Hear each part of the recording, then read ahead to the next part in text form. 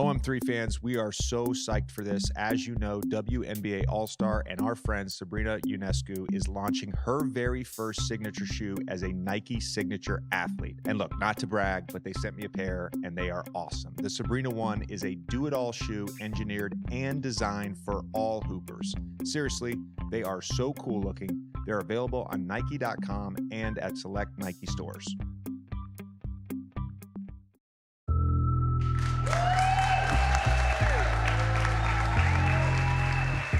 Thank you. What a wonderful intro, first of all. I appreciate everyone's patience. We'll get into the why of that in a second. I do want to clarify one thing on the intro. I actually was not a two-time All-American at Duke. I was a three-time All-American at Duke. So people mess that up all the time. If people mess it up all the time, it's not your fault. We're very excited to record this episode.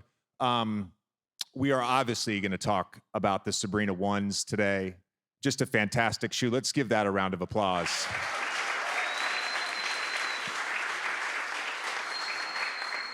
But for anyone who has listened to our podcast, The Old Man and the Three, I just want you to know that this will be a normal podcast episode.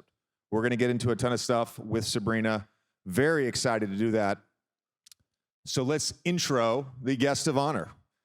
Two-time WNBA All-Star, the reigning and record-breaking WNBA three-point champion, the NCAA all-time leader in career triple-doubles, and the starting shooting guard for the New York Liberty, number 20, the craftiest player in the game, and currently just 2 makes away from setting the WNBA record for made threes in a single season. Let's welcome Sabrina Ionescu.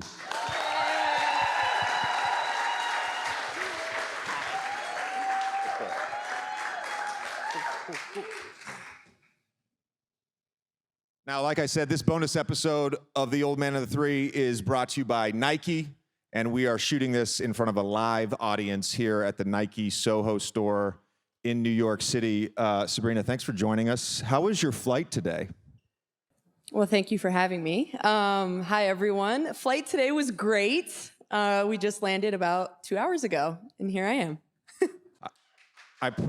I promised everyone on our team, I promised everyone on Nike's team that this would be a rant-free Old Men and the Three episode. However, we need charter flights in the WNBA. Yes, we do. I'm just going to say that. And I said this, I said, look, this episode is brought to you by Nike, but in reality, this episode is also brought to you by Sabrina, because without her awesomeness, we would not be here. You have a signature shoe and line out, the Sabrina Ones. Can you just talk about the significance of having your own signature shoe with Nike? It's pretty surreal to even be up here speaking about it, because when I found out in 2020, I cried. I was just so excited. Growing up a Nike athlete through middle school, high school, college, attending the University of Oregon, it was always this dream of mine to be able to see everyone wearing my logo, wearing my shoes on court, and now to finally see it come to life and to be able to see so many athletes wearing my shoe and finding inspiration and knowing that I was able to do it, and they can grow up with that belief of if they continue to work hard and believe in themselves, they could also be a signature athlete as well. Yeah, so you said the word surreal, and I love that because I think it provides some context here. And when you say surreal, I'm picturing a young Sabrina growing up on the West Coast. Could you ever have imagined that you'd be sitting here in a Nike store in Soho with your own signature shoe talking to me? No. No, I mean, I was just a young girl with big dreams, and I didn't let anyone tell me what I could and couldn't accomplish. Anytime someone told me no, it just gave me more motivation to prove them wrong and to go out there and do it. And just believing in the process. Obviously, you have so many dreams and want to accomplish so much, but it's really in the process that you find so much gratification when you're able to do it. And Going through all the highs and lows of my career, and I've had many lows and many highs, this is definitely one of the highs that I'll never forget. Yeah. We're going to get into some highs and lows in a little bit. I do want to ask specifically about the shoe. It is an awesome shoe. I received my pair about a month ago, and I wanted to tell you this backstage, but I figured I'd save it for on stage. I played 15 years in the NBA. I retired 2 years ago this month. I have not worn a single basketball shoe in the time that I've been retired. And I put this on a month ago. I do these clinics in the summer for my kids and their friends, did some for some NBA players. I usually show up and beat up old runners or dad loafers. And so to put these on and go work out with my kids and some NBA guys, it was a real treat. The shoes are great. How much input and participation did you have on the design process? Probably too much. I was locked in from the beginning. I wanted to be a part of every conversation, from design to the technology in the shoe to what it looked like, color palettes. It was just super important to me. I also just wanted to gain knowledge on what goes on behind the scenes and what it takes to create something like this, and listening to consumers. And that's why I asked you backstage what you thought of them, because I'm always just wanting to learn what are the needs of the athlete, and obviously what are my needs in a basketball shoe, but how we can continue to make it better. You join a long list of signature athletes at Nike. I think of Cheryl Swoops, Kevin Durant, LeBron, Kobe, Diana Taurasi,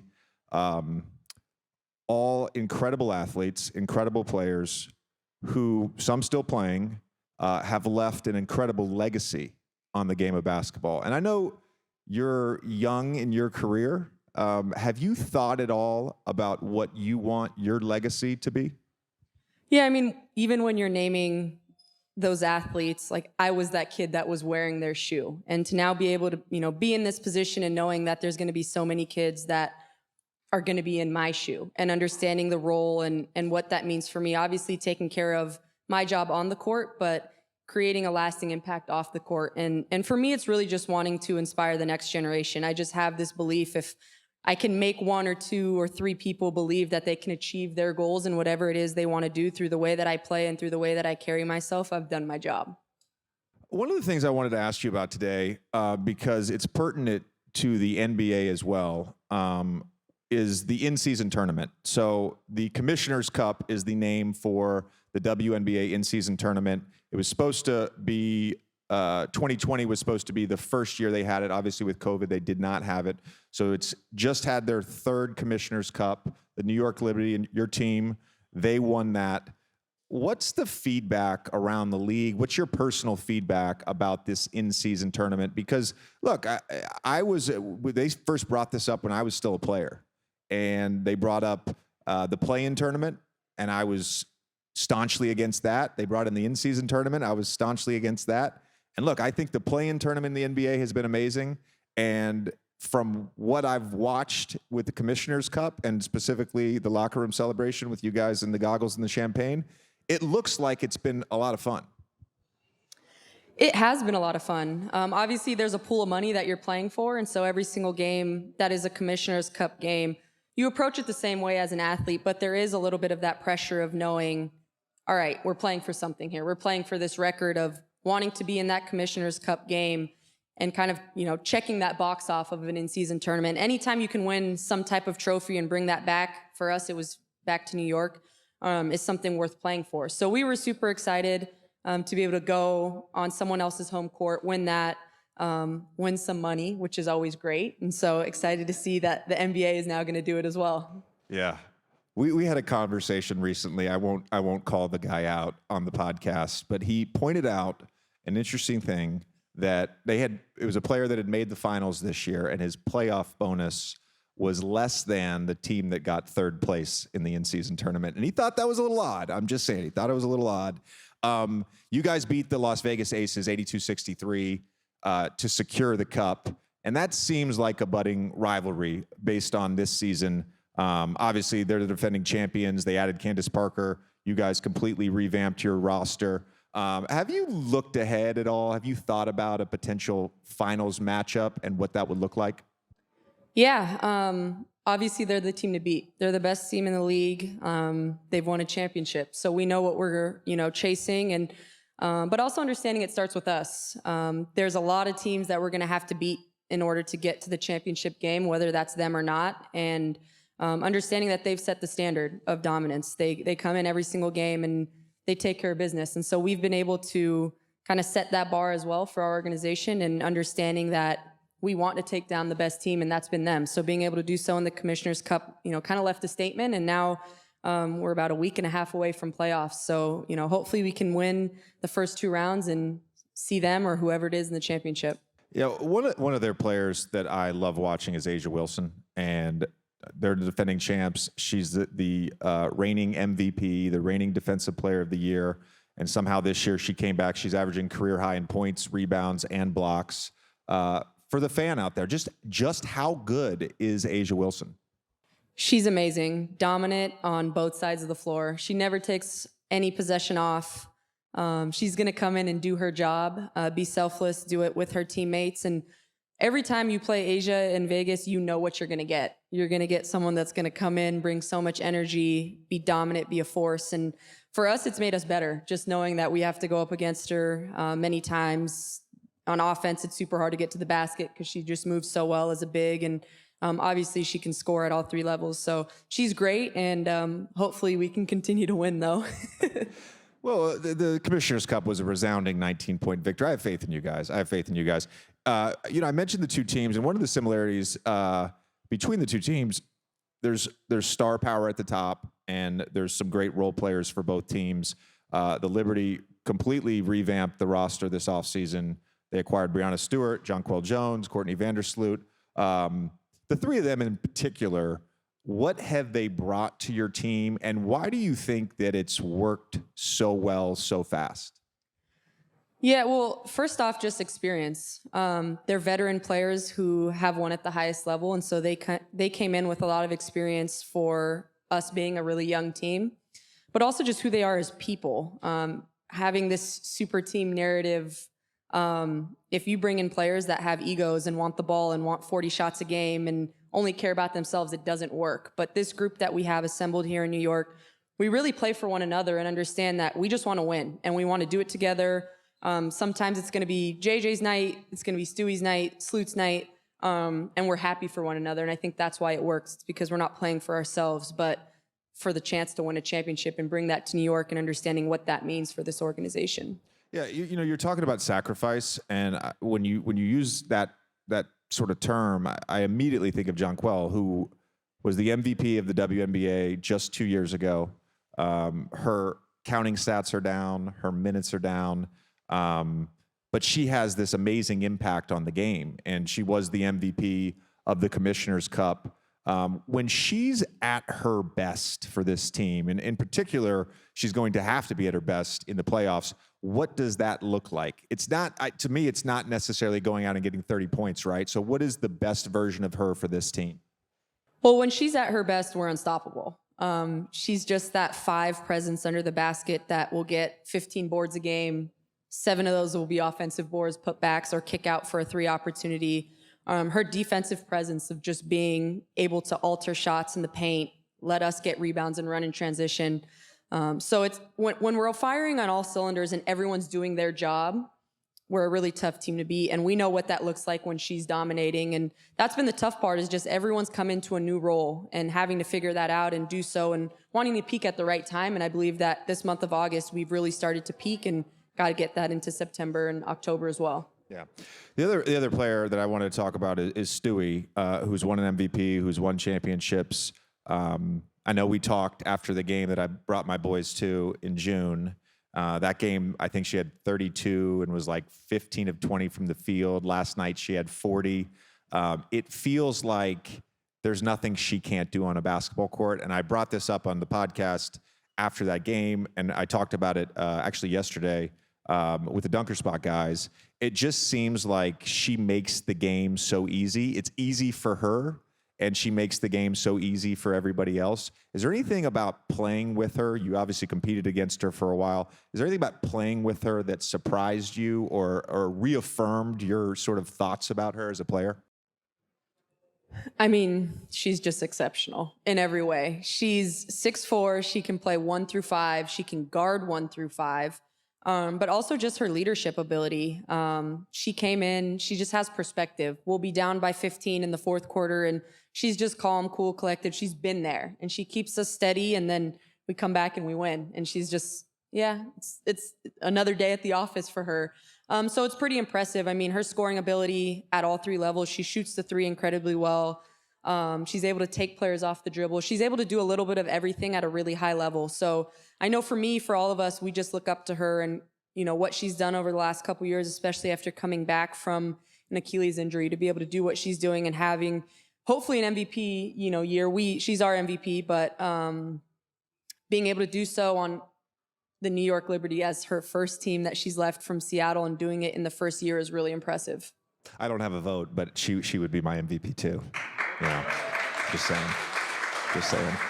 Actually, when I did have a vote for the NBA, and I got in a lot of trouble with some friends, actually, because I didn't vote for a friend. But that's a story for another podcast, all right? It's a story for another podcast. One of the things that stands out about your team is the ball movement. And in some ways, I think that hurts Jonquel at times. You guys play with a fast pace. The ball moves around.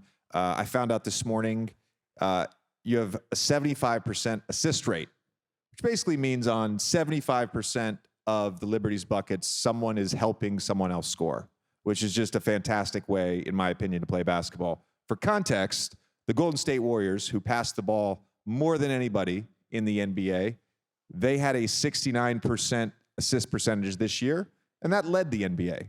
What you're doing right now would actually set a WNBA record. How has all of that ball and player movement benefited you specifically? Well, adding Courtney Vandersloot really helped. She averages close to 9 assists a game. And so her being able to do that has helped me be able to play off ball as well. And, you know, just having another pass-first guard on the floor has helped us offensively in numerous ways, but just being able to get out and transition. Our transition offense is our best offense, and being able to just read and react. And we don't call that many plays down the floor. We just move, we pass well we move well without the ball, and we're just reading defenses. And it's been really nice to do that surrounded by players that have such a high IQ and understanding of the game. And so for me, it's been great just being off ball. Obviously, I'm still a pass first guard, but being able to get my shot off a little bit more and run in transition and play more of a wing position than just a solid 1. Yeah. Sabrina this year is shooting over 44%. She was at 44.9, but she was 1 for 5 last night. Thank you. So she's at 44.4%. I appreciate that. Oh, sorry. Yeah, I'm right here. Sorry. On almost 8 attempts a game, which is incredibly impressive because you're mixing efficiency with volume. What's it like to be on a season-long heater? I guess I wasn't last night, but it's been great. I've put in a lot of work in my shot. I've always been able to shoot the ball, but being able to do so now in this offense of having other people create for me has really helped just expand my game. Shooting well, you know, beyond the 3-point line as well has helped us, just our offense, creating gaps for other people to score, bringing defenses out, and just creating more space. And for me, it's been really nice understanding that I've put so much work in the offseason on my shot, and now to see that, you know, come to life this season has been great. Hopefully I can get 2 more threes and beat the record in these next 2 games. But obviously I couldn't do it without my teammates and their ability to get me the ball. Yeah, no, that makes sense. And I kind of had a follow-up question, but you answered it. And it's intuitive to me that between the additions in the offseason and the way you guys are playing, you playing more off the ball, it's natural that your shooting percentage would go up. Prior to this year, I'm not trying to throw you under the bus here. But you hadn't shot over 35% from 3. Now you're shooting 44 on 8 attempts a game. But I like to get into the weeds with shooting. And you mentioned the off-season stuff. Is there anything in particular, specifically, that you did in the off-season in terms of whether it was form or how you prepared or how you trained that you think benefited you to be able to shoot the ball this well for this long? Well, it was my first healthy off season of just being completely healthy, not rehabbing. working on strength, explosiveness, quickness, wanting to continue to extend my range, and shooting the ball quicker. I think I was shooting the ball a little too slow, and just having that shooter's mentality. I think for me, the struggle is being able to see the floor so well that a lot of the times I know I have a shot, but I could also pass. And you kind of fight with that in-game scenario, and sometimes that just leaves you a second too short on getting your shot off, and then it's contested, whether you could have shot one uncontested. So now it's just kind of training myself to have the shooter's mentality of, if I do go 1 for 5, hopefully the next game I just can continue to shoot, and if it's open and I'm in rhythm, it's a good shot for our offense. I just felt like every shot was a good shot for me. I'm going to be honest with you. It was. Yeah. You had, speaking of good shots, Sabrina had the most epic three-point contest ever. She set a record 37 points. She made 25 of 27 shots. She made both of her starry shots, whatever that means, but they're the deep ball, the ones in the Trae Young, Steph Curry, Dame Lillard range. Just an outstanding shooting performance. Have you ever shot the ball better than that? Yes, but not in a shooting competition. In a game? No. Just at a gym? Yeah. What's your record for most threes I don't in a want to row? talk about it because I'm not over it. But I was going 10 spots, or 5 spots, 10 shots, and I got to 49 out of 50. And I missed my last one. And I'm not over it, so don't ask a follow-up question. I'm going to fill some time here. My record, in high school, I actually made 47 in a row from that line. And then in the NBA, going into my last season, which was my second worst shooting season of my career, I made 37 in a row from NBA 3. And I once had a game in China during the preseason where I shot 10 for 10. And I was brutally hungover. That'll do it sometimes. Hadn't touched a basketball in like 24 hours. That'll do it. Exactly. I mentioned this at the start of the show. Sabrina is the all-time leader in triple doubles in the NCAA, any player. She's the only player in Division I to ever have 2,000 points, 1,000 rebounds, 1,000 assists. One of the things we always talk about on the podcast is mindset. And you talked about the mindset of a shooter, something I talk about all the time. There's a mindset of a scorer, a defender, a rebounder, facilitator, whatever. I've never asked anyone this on the podcast before. What is the mindset of a triple doubler?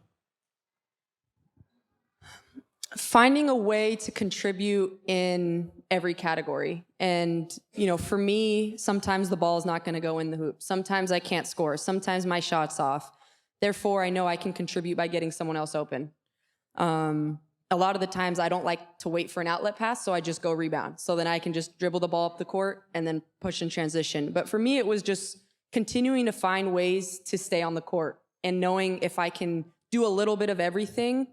If one thing's not working, I can always resort to the next option. And so for me, it's always been wanting to be better and knowing I can do so in so many different ways while playing basketball and finding ways to do so through the highs and lows of games. Sometimes there's games that I can't score and I'll have 12 or 13 rebounds, and other times it's completely lopsided, but there's just so much impact that you can have in ways that you can help your team. Yeah, you mentioned the highs and lows at the beginning. You just mentioned it again. And I think a game is a good microcosm for the life of a professional athlete because there are missed shots, there are turnovers, you get beat backdoor, the person you're guarding scores a layup. It's just a series, or then you might hit 3 threes in a row. There's just a series of good things happening and bad things happening. And I kind of think about your career. You were a star in college, number 1 pick, 3 games into your rookie season, you have a grade 3 ankle sprain, you miss the rest of the year. You have 3 losing seasons after, losing seasons meaning by record. I know you guys made the playoffs. And then this year, you're 31-7, Commissioner's Cup winners. You're having your best season. How do you navigate as a professional athlete the highs and lows of this life? Yeah, it was tough. Being the number 1 pick, getting hurt in 3 games, and just knowing all the expectations that were placed on my shoulders of, coming into the New York Liberty and wanting to change the program around and not being able to do so. Came back the next year too soon and had a year that I played when I wasn't ready. My ankle wasn't ready, and I almost needed reconstructive surgery again for it because I was just pushing myself, and I let the outside noise in of people, having this expectation of I need to go out there, I play and do things. And then I just slowed down and realized it's not about anyone else and it's about me, and just believing in my process. And that injury was there for a reason. It just taught me to slow down and trust and believe in myself, and knowing that everything happens, when it's supposed to. And so being able to see all the work that I've put in now, a couple years later, come to light is really exciting, because there were times where it was just a dark hole. It's just you, and you got to figure your way out of it. I think the hardest thing as an athlete, and I mean this sincerely, is not losing a basketball game or losing a football game. It is not, I had so many bad shooting nights in my career. I'm sure you've had a few yourself, not many this year. You kind of move on. You're like a goldfish. If you've ever seen Ted Lasso, you got a short memory, and particularly in season, you just don't have time to ever really dwell on a bad shooting night, a loss, whatever.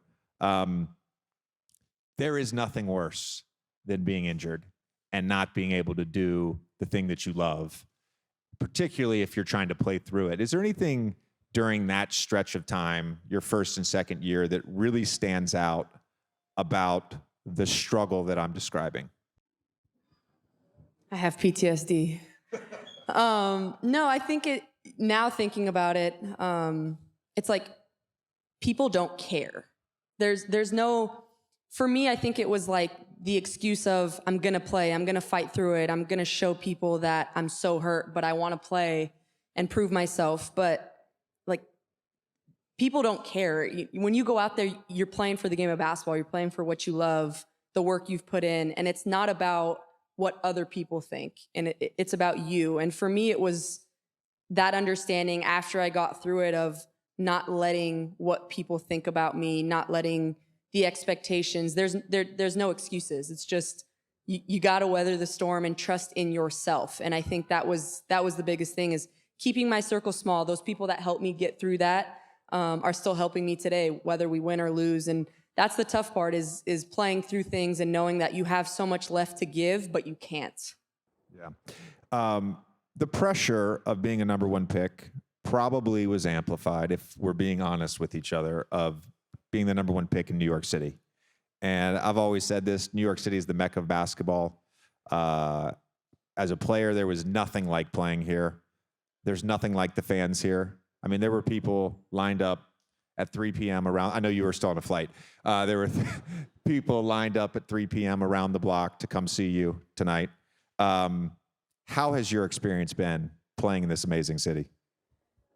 It's been amazing. I was warned when I signed here about New York City fans and what it means to play here. But going through the last 3 years here, obviously the 2020 season was in a bubble, but 21 and 22, and just seeing how our fan base have grown and continue to stick with us, and just understanding what we're building here.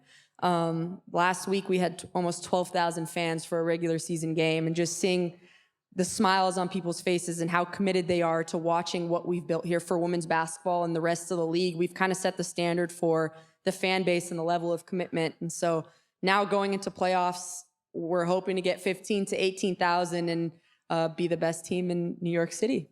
Well, me and Knox and Kai will all be at the game, so we will be there. We are actually very excited. Going back to the Sabrina ones, because we've talked about growing up on the West Coast, playing at Oregon. We haven't talked about your Romanian heritage, but being in New York City. Can you explain the significance of the logo on the Sabrina ones? Yeah, I mean, there's just so many like little Easter eggs that we've put in, but the logo has like an S and an I in it for my last name. The swoosh on the inside we had facing up, just for there being breaking all barriers and no glass ceilings. There's an I that dots here and goes all the way through. There's just so many Easter eggs that we've been able to do. On the inside of the arch says anyone, anywhere, because it's the first unisex shoe. And I know I continue to say that I wanted anyone, anywhere to be able to put this shoe on and feel like they can accomplish anything. And it's been really fun to tell my story, but also everyone that's been able to put this shoe on and just empower them and feel like they can also tell their story through my signature shoe. Yeah, I should mention the shoe is made for all hoopers, including washed up 39-year-olds who hope that this shoe gives them that extra 2 inches on their vertical so they can return to dunking. I doubt it, but we'll see what Nike's done. We'll see what Nike's done. Last thing before we go, I know you launched a new foundation, the SI20 Foundation, and you've partnered with Dream, a 32-year-old New York-based youth development program. Can you talk just about what you guys are up to and why it's so important for you to give back? Yeah, it's been a couple years in the making now of me wanting to do this. It's just been really important to me to give back to communities that have meant so much to me. And, I've had a couple camps and been able to do that in the meantime. But now being able to host it, this event next week, just means so much to give back to the community that has meant so much to me, and continue to want to inspire the youth, create access, and super excited to just impact lives. And obviously this community has meant so much to me and what I've been able to do here on the court, but also wanting to change lives off the court as well. It's amazing stuff. Sabrina, I know you just got off a flight, played on the road yesterday. We appreciate the time. Let's give Sabrina a round of applause, please.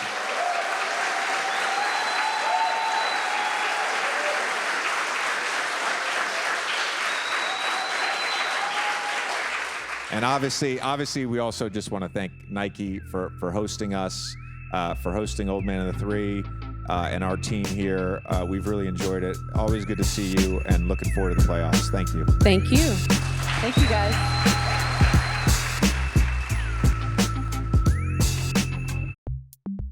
She's a WNBA All-Star, she's a Nike signature athlete, and she's a fellow New Yorker. I'm talking about New York Liberty star Sabrina Ionescu. Nike and Sabrina just launched her very first signature shoe, the Sabrina 1, and I'm so excited for you guys to see these things. They're a do-it-all shoe engineered for the next generation of hooper. I was lucky enough to be sent a pair, and I have to say, they're super comfortable and versatile, plus they look incredible. Sabrina put some personal touches into the design that really make them unique. I have to say, they are a fantastic all-around basketball sneaker, and I know, I've worn lots of sneakers, and this shoe is not just built for Ionescu, but for all who love the game, all hoopers. I can't wait to test them out on the court, but I'll probably need a stretch first because, well, I'm old. So trust me, do yourself a favor, go check them out. They're available on Nike.com and at select Nike stores. Go cop a pair of the Sabrina 1s.